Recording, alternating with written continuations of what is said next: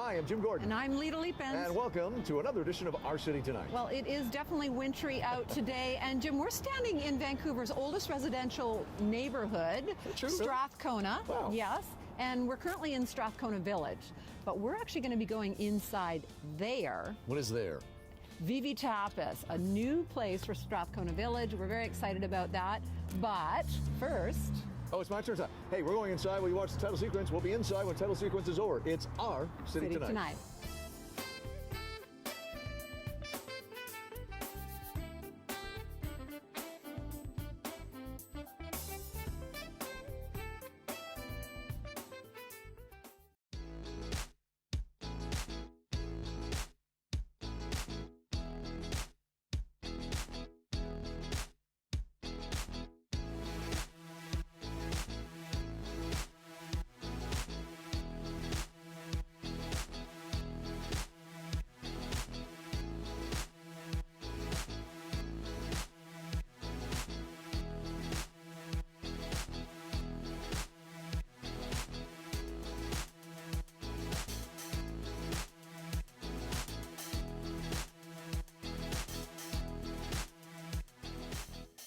From a nice late afternoon day to inside, now it's dark. It took us a while to get in the front doors here.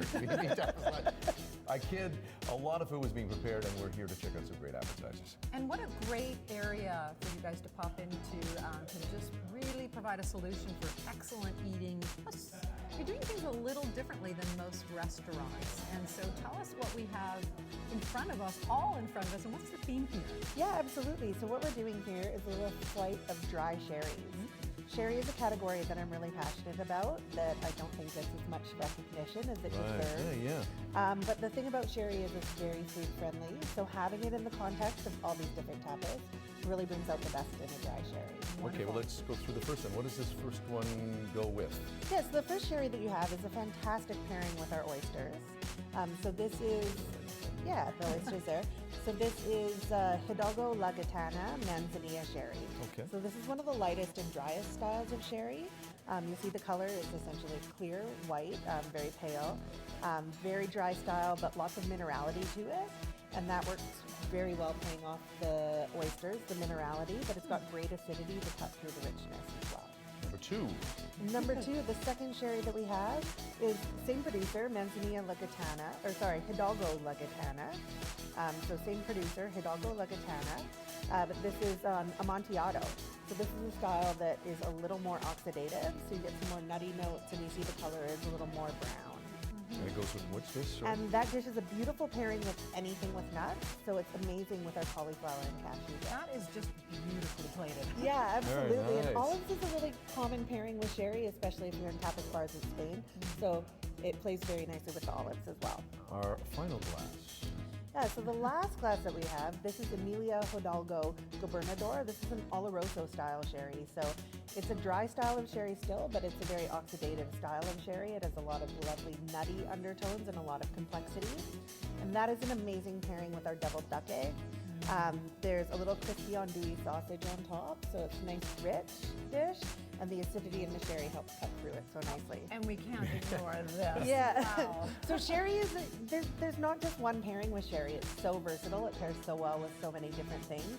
So with the charcuterie board, it's just a perfect thing. It goes very well, but very differently with every dish. So it's a nice way to explore different flavor profiles. And people can come in and actually get a flight of sherry or a flight of vermouth here, which, again, that's what a great concept. And to try a lot of your foods. Your foods are meant to be shared. Yeah, absolutely. The whole menu is meant for sharing, and just meant to have different flavor profiles that you can experiment with different pairings and different wines.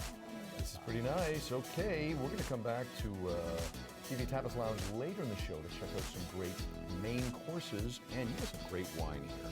We should say that as well. Yeah. So we're going to delve into that a little bit, but we're going to delve into this, and we'll come back to TV Tapas Lounge later in the show.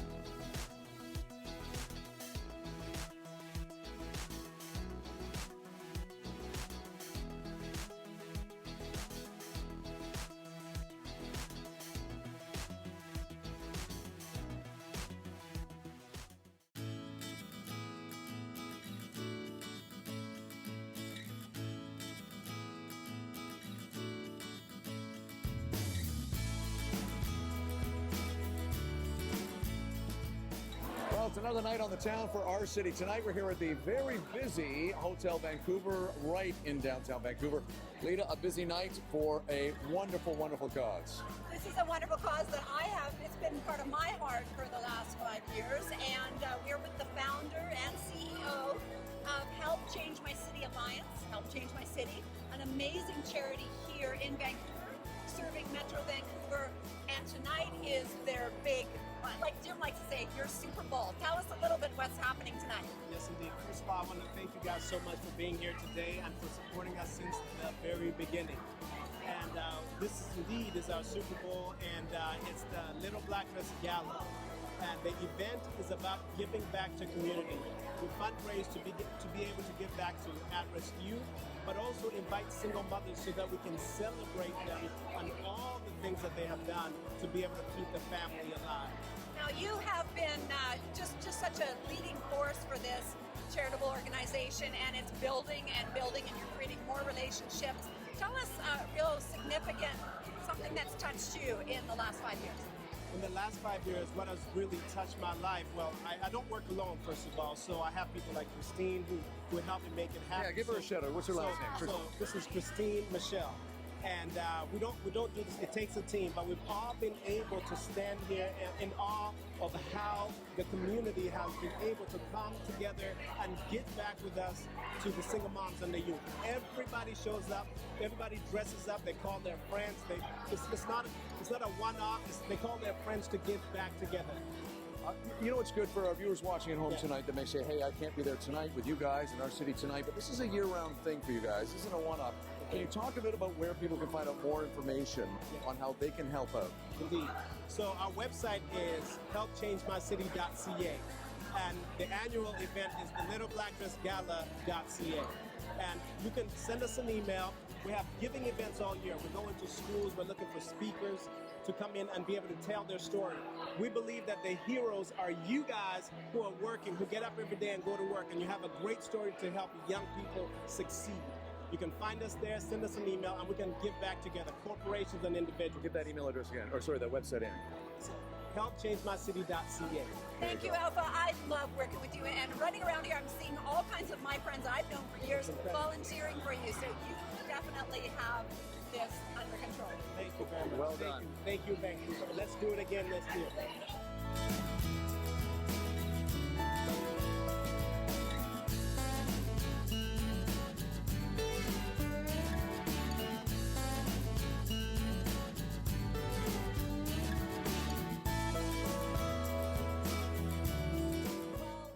Dress Gala could not be put on without the amazing volunteers, and we have with us actually someone I know. I'm going to say award-winning photographers, because you guys are just gorgeous, gorgeous work. Why did you decide to give your time to this particular event?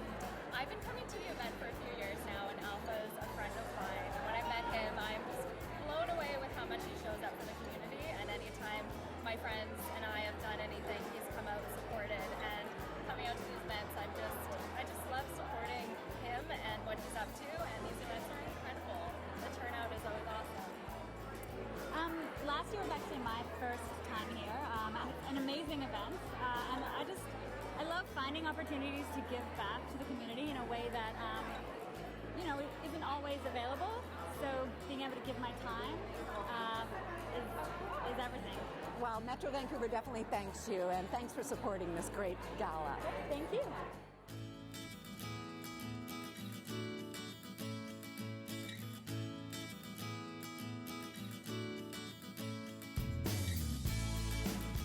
Joanne, you are a local designer, and how wonderful of you to give back to this amazing charity.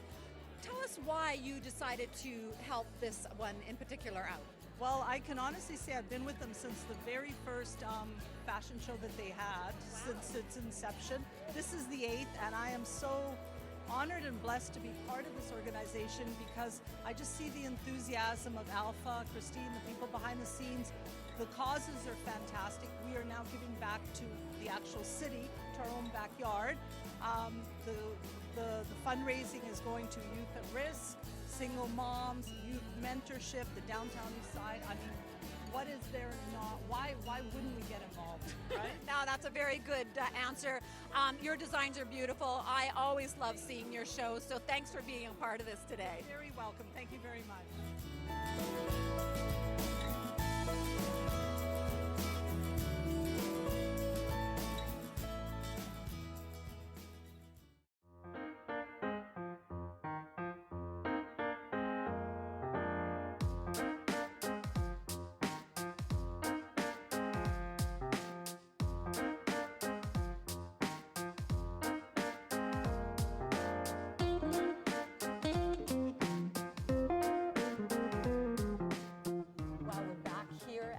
Tapas, which is located in Strathcona Village in the beautiful residential Strathcona area that is really growing, and just gorgeous new restaurant.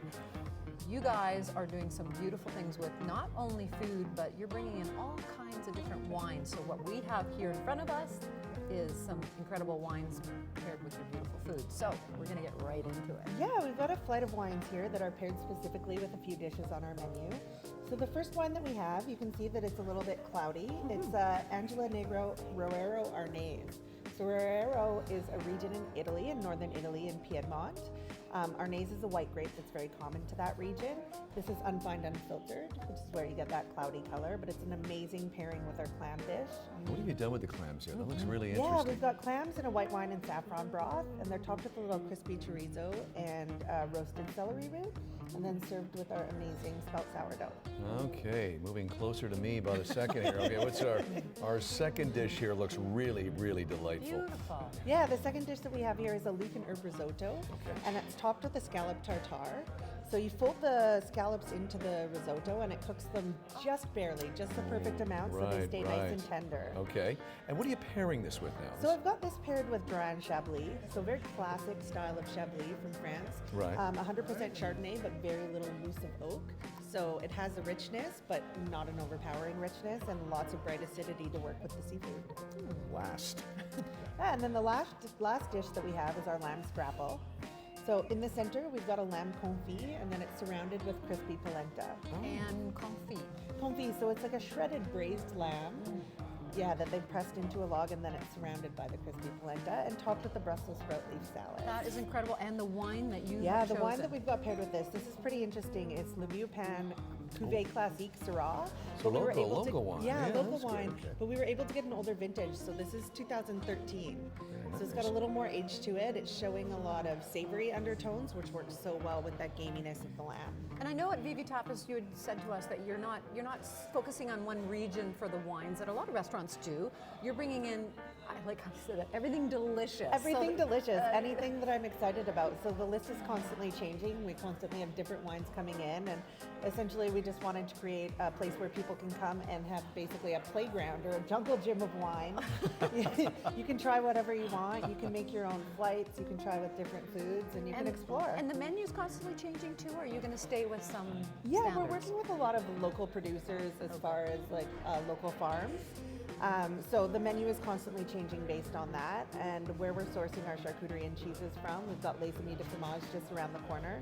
So chefs always picking up whatever interesting cheeses are in season as well. So Nice. the food menu changes as much as the wine list. And some vegan cheeses too, I was told. Yeah, absolutely. We're working with Blue Heron Creamery to have some vegan cheese. And gluten free. You can get gluten here too, gluten free, I should say. Yeah, Okay. absolutely. It's pretty easy to make any of the menu items gluten-free by just switching the bread for our gluten-free almond-based crackers, which Nice. are really delicious I as well. tried them, they're excellent. There's something for everybody. Well, I have had this fork in my hand for about 40 seconds, and that's about as long as I go.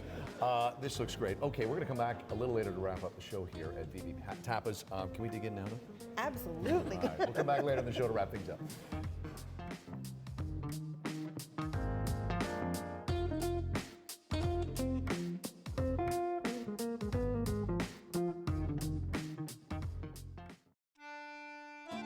Well, our city tonight finds ourselves on this evening at the Italian Cultural Center in East Vancouver. And Lita, we are excited to be working tonight with our friends at the Italian Chamber of Commerce Canada West and the Italian Consulate of Italy here in Vancouver.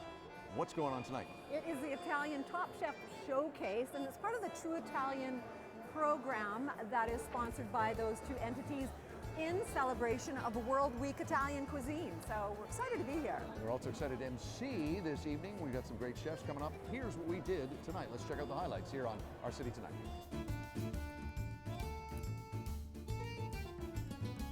So excited to be back here emceeing tonight. Okay, well, this is our third annual Top Italian Chef Showcase, Alex. Very exciting event. You can see everybody's coming in really quickly. Just before we get started, how is this important to the Italian culture in Vancouver? Well, this is our signature event. It has we've started 3 years ago, and it's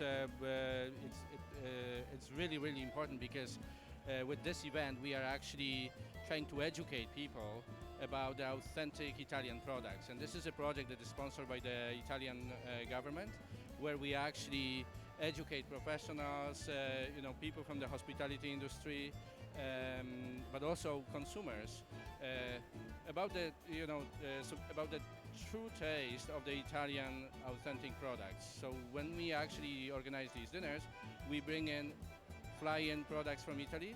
We actually fly in people. We flew in some chefs, right? Some top chefs as well. So it's awesome. It's a great event. And these top chefs are out of this world. Some of the backgrounds and the biographies from these guys, they are amazing. And congratulations on getting such talent coming to Vancouver. Yes, well, we've been lucky. We were working with the Association of Professional Chefs of Italy, which is the largest association of chefs, and very famous in promoting culinary arts of Italy around the world. Great. Well, thanks, Alex. I know I've been a part of the True Italian Taste program. I've been with you twice to Italy, and so proud to be one of your ambassadors. Well, thank you so much for sticking with us and helping us to spread the word about the true Italian taste. Anytime.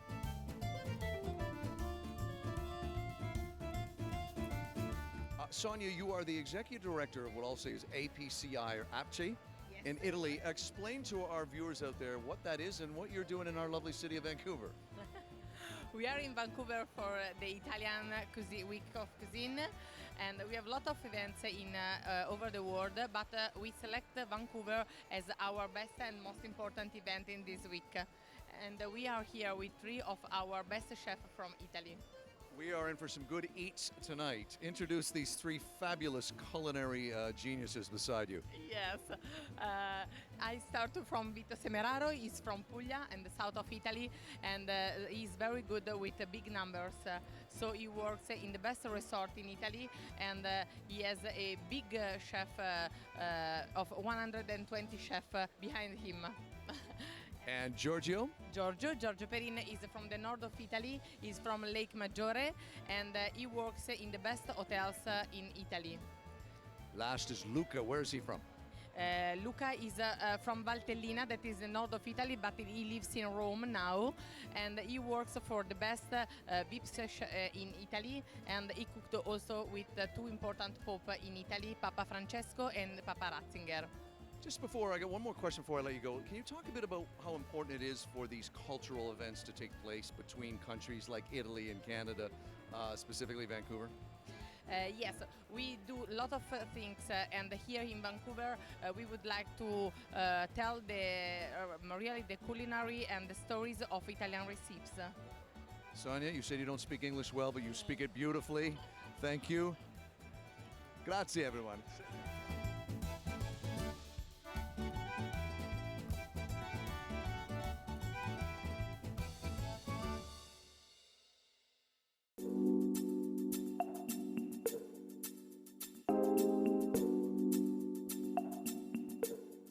Well, we find ourselves at a place I like to hang out at a lot, Semille Clothing Company in downtown Vancouver, where I get some of my clothing, but it's also a very cool spot to hang out, lovely lounge in the back. You may recognize the woman to my right, your left. It's Alexander Gill. She is the food and restaurant critic for the Globe and Mail, and also has this great new tour that we're going to talk about coming up very soon. But first, Alex, welcome. Thank you. It's great to finally get you on our show. It's great to be here. Thanks. Thank you very much. Yeah, and we're going to a lot of restaurants. As people know, restaurants and bars are a big component of our show. It's just great to talk to someone who's kind of neutral and give us the real goods. The restaurants might not tell me well, yeah. Tough but fair. I've always said that. You have been doing it for almost 2 decades. Writing about the food for 19 years. 19 years. Let's talk about your impressions of what this city has gone through, where it's going, and where it's been in terms of what they offer the people of the city food-wise. Well, I arrived in 2001, and I came from Toronto with the Globe and Mail to be the Western Arts correspondent. So they said cover entertainment, but also write about lifestyle. Right. Food, fitness, fashion, whatever you think is happening and hot. And I fell in love with the food scene here. I mean, it was ahead of the curve in so many ways. Everybody was, eating organic. Restaurants were going GMO-free. People knew the difference between wild and farm salmon, and restaurants were taking farm salmon off the menu. There were farmers markets. Classic cocktails were being served. People were drinking sake. Restaurants were offering sake pairings. It was just so. It was a real farm-to-table culture. People spent a lot of money on food here, probably more per capita than any other city in the country. Really? Yeah, at the time it was. Yeah. But it was because it was affordable too. You could go into Lumiere Restaurant, one of the best in the world, really, the first Renee and Chateau in Canada, and eat, some of the best, the tasting plates for $12 each. It was, whereas Toronto was more of a corporate dining city then, and it was boring, and it didn't have the innovation or the enthusiasm behind it. I'm dying to ask you though, a lot of restaurants come and go in Vancouver. I mean, they have a great concept and they're just here and then gone. What would you attribute that to? Just too much choice? Well, it's a smaller city. It's harder to get the critical mass, but it's also an expensive city to run a restaurant. Yes. I mean, because we have a smaller population, the rents are so high, the property taxes are really hard for independent restaurants. And so I would say right now that's what's happening. We were so far ahead of the curve, and now we're stagnating a bit. Where are we going? I mean, do you think that we're going to continue to maybe expand more with, say, Chinese offering? And if we are we ranking up high up on the world stage? Yes, that's where we really are ahead in North America. Like, our Chinese food is honestly the best in North America. That's not just me saying because I've been dined everywhere, but people, who are experts in that area, and I'm trying to be. I'm on the Chinese Restaurant Award, so I've been eating a lot of Chinese food.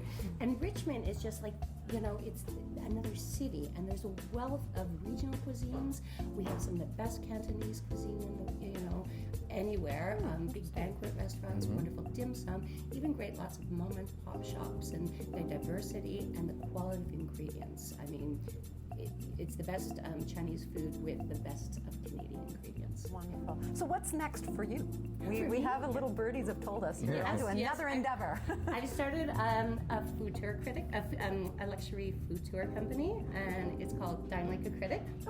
Excellent name. It's different than other food tours because they're chauffeured. And nice. you get to go to all of the the best restaurants, not just the ones that are restricted to a walking distance. And it's smaller groups, 6 to 8 people. So it's more like an intimate dinner party than a touristy tour. Nice. People seem to enjoy it because they get exclusive items like off-menu items, drinks and food that they wouldn't get if they were just walking customers. And I get to coach them on how to be a restaurant critic and give them all the tips on how to evaluate restaurants. And I try to offer very exclusive VIP service. Some of my guests have said, "Oh my God, we feel like a celebrity. We've been to these restaurants before, but never quite like this." So you're creating some competition out there, are you? No, I'm just kidding. That's a good. You have to come. That's a good question to end with compared to when you moved here back in 2001. Everybody's a food critic now, and I've talked to restaurant friends who say what keeps them awake at night is that person who comes in and then trashes them on their blog or whatever without, say, maybe trying certain things. Is that affecting negatively the way people are presenting their product in terms of the food? I think everyone's a critic, but everyone's a promoter. Yeah. And so everyone's putting their food on Instagram, and restaurants are definitely designing plates that are photo friendly rather than palate friendly. So sometimes you look at something that's gorgeous, but the tastes aren't exactly balanced. Oh, wow. Interesting. Listen, it's great to finally have you on the show. We're both fans, and we've known you a long time. And we'll check out. Your fans. Oh, thank you, thank you. Check out the closing credits. We'll have all Alex's information, including her new Dine Like a Critic tour. It's Alexander Gill joining us here at Emile Clothing Company, downtown Vancouver. Come check them out and check her out in the Globe and Mail.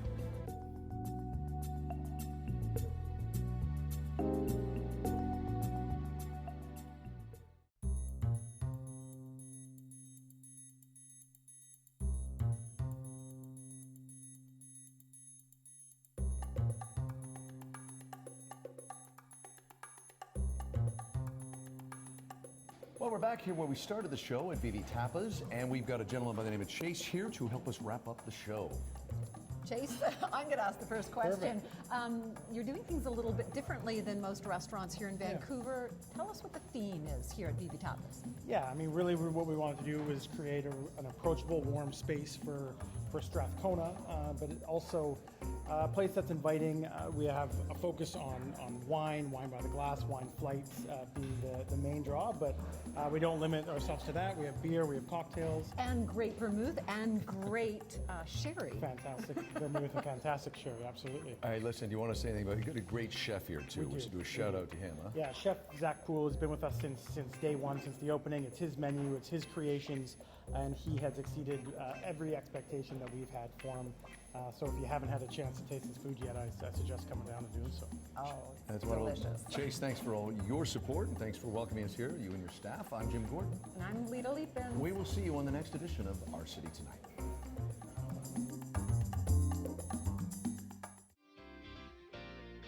Sponsorship for the health and wellness segment is provided by Enorex Botanicals Limited. Inside Real Estate segments are brought to you by Team Kerr, real estate advice for life. Some of my clothing has been provided by Emile Clothing Company, located in downtown Vancouver and online. Some of my clothing has been provided by Blushing Boutique, located in downtown Vancouver and online. Youngblood Mineral Cosmetics provided by Soluzione Spa Products.